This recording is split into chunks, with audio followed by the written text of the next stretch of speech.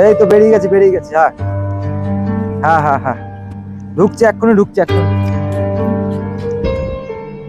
দাদা একটু কথা ছিল।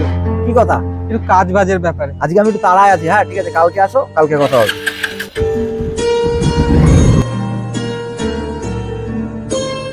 হ্যাঁ বলো এবার, কালকে কি বলতে চাইছিলে? দাদা বলতে চাইছিলাম যে আপনাদের এখানে কোনো কাজ হবে? কাজ? কিন্তু এই মুহূর্তে তো আমার এখানে কোনো লোকের প্রয়োজন নেই। ও, লোক লাগবে না, কিন্তু আমার কোনো মাইনাপত্রের প্রয়োজন নেই। আমাকে শুধু দুবেলা খাবার আর একটু থাকার জায়গা দিলেই হয়ে যাবে। মাইনে দিতে হবে না? ঠিক আছে, তাহলে লেগে যাও কালকের থেকে কাজে। কালকের থেকে? না, আমি আজকে থেকেই কাজে লেগে পড়ি। ও, আজকের থেকেই কাজ করবে? ঠিক আছে।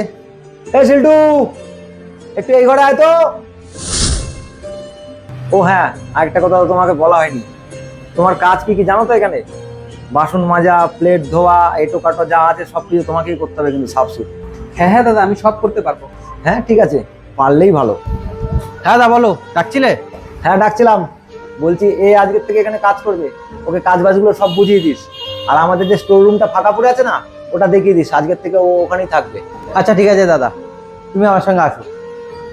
ঠিক আছে দাদা, তাহলে আসছি।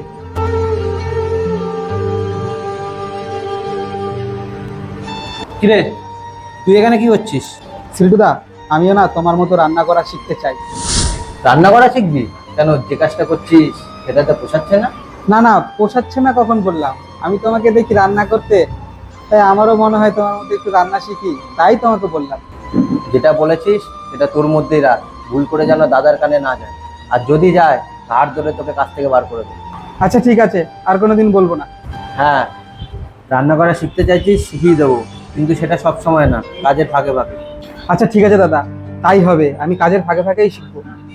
ঠিক আছে শিল্টু, তুই যদি বলিস এখন কাজ ছেড়ে দিবি, তাহলে তোর পরিবর্তে আমি এখন লোক পাবো কোথায়?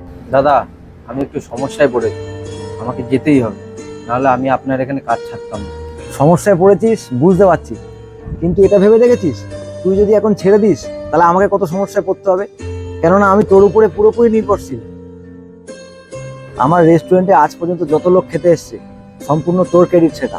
তুই ভালো ভালো রান্না করতিস বলেই মানুষগুলো আমার হোটেলে আসতো খাওয়া দাওয়া করতে। এখন যদি তুই চলে যাস, তাহলে আমি তোর পরিবর্তে এত ভালো রাঁধুনি পাবো কোথায় সেটা বল। ভালো রাঁধুনি? দাদা, ভালো রাঁধুনি তো আপনার চোখের সামনেই আছে। চোখের সামনে আছে? তুই কার কথা বলছিস? কেন, পিন্টুর কথা।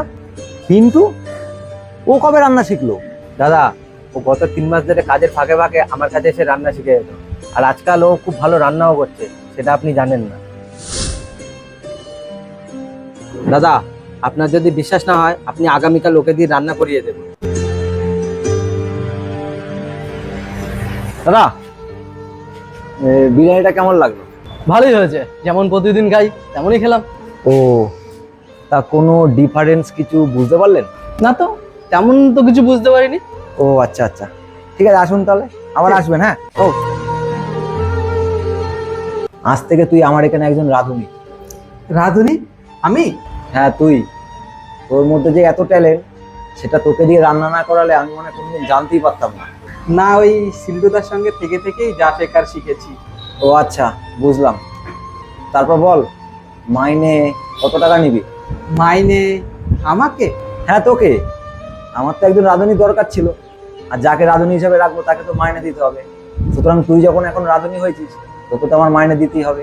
তাই বল, মাইনেটা কত নিবি? দাদা, তুমি যেটা ভালো বুঝবে দিও। আচ্ছা, তোকে একটা অনেকদিন ধরে আমি কথা জিজ্ঞেস করে ভাবছিলাম, আজকে জিজ্ঞেস করতেই হবে। তুই এতদিন আমার এখানে ফ্রিতে কাজ করছিলিস কেন সেটা বল। আসলে দাদা, আমি যখন গ্রাম থেকে শহরে পালিয়ে চলে আসি, তখন অনেক মানুষের কাছে গেছিলাম কাজের জন্য, কিন্তু কেউ কাজে রাখেনি। তাই ভাবলাম যদি আমি বলি ফ্রিতে কাজ করব, তাহলে হয়তো রাখবে। তাই আর কি, আমি ফ্রিতে কাজ করছিলাম। সবকিছুই পরিশ্রমের ফল তোমার। যার উদাহরণ দেখো না, তুমি একদিন লোকের কাছে ফ্রিতে কাজ খুঁজছিলে, আজকে আমি তোমাকে পয়সা দিয়ে কাজে রাখছি। এরকম ভাবে পরিশ্রম করতে থাকো, একদিন এর থেকে আরো ভালো জায়গায় পৌঁছে যাবে। এমনও হতে পারে তুমি এর থেকে একটা বড় হোটেল নিজে খুলে ফেললে। সবই আপনাদের আশীর্বাদ। না না, এটা কোনো আশীর্বাদ না, এটা সব তোমার কর্মের ফল। ধন্যবাদ দাদা, তাহলে আমি কাজ করি।